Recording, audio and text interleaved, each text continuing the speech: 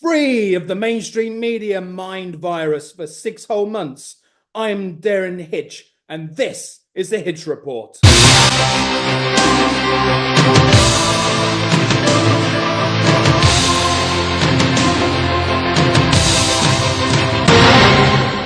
Recorded as live around the world on the internet. Good evening.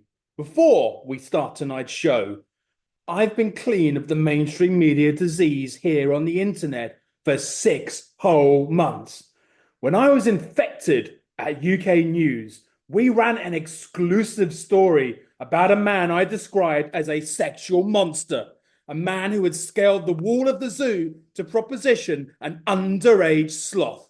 Here's what, under the influence of the evil mainstream media, I said. The name of this monster is Maurice Conti, and I'm going to give you patriots his home address. It's 115 Zoo Road, Highgate, North London, home of the BBC urban liberal elite.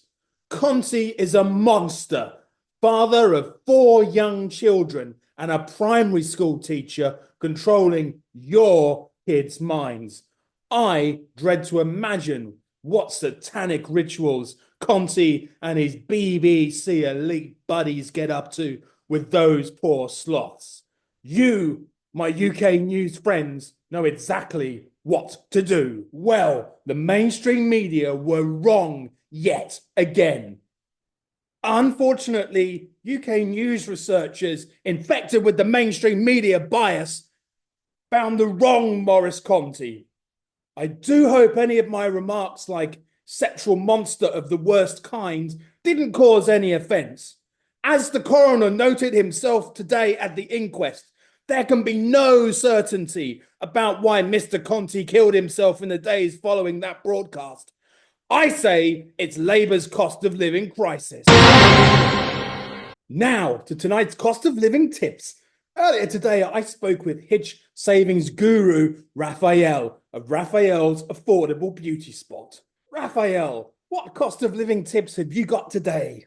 Well, today I'd like to talk to you about a very delicate subject, a very intimate service we provide for those poor unfortunate laddies and lassies that can't decide if they want to be a lassie or a laddie. Cut price bottom surgery? And male circumcisions and labiaplasty. But for reasons of good taste, we prefer to call it Raph's While You Wait Yep and Tuck service. Are you trained in performing circumcisions and gender reassignment procedures?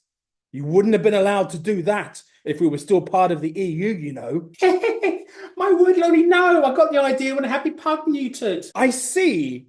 And does gender reassignment surgery take very long? Oh, my wordy Lordy, yes. We don't take shortcuts, so to speak, over such intimate, delicate areas. We make sure our clients undergo a thorough psychological assessment. This can take anything up to 3, even 4 minutes.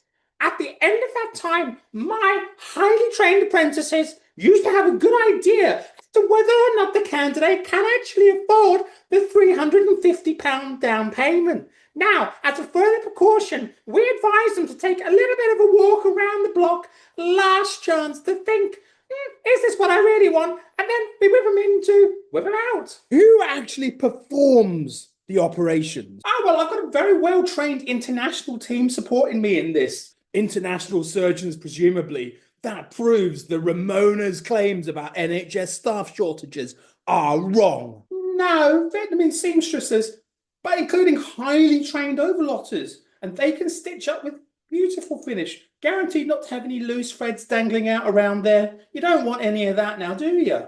With other providers charging rip-off rates of £30,000 to £60,000, how is it you, with your British innovation, can offer such affordable prices? Oh, my word, Lordy, yes! Well, we use a revolutionary surgical technique whereby we administer a local anaesthetic. Now, that way the patient remains wide awake through the realignment procedure and can even assist in the actual operation. And so the patient can help to cut back our staffing costs while we cut back their undesired bits. Raph, thank you. saving over £59,000 a patient. Just more shameful NHS labour waste. Now, after the break, Humpty Dumpty tried to cross the road, but he couldn't. Why? Because of the ULEZ. But first, let's find out more whilst I tell you about tonight's sponsor, Empire First Jewelers.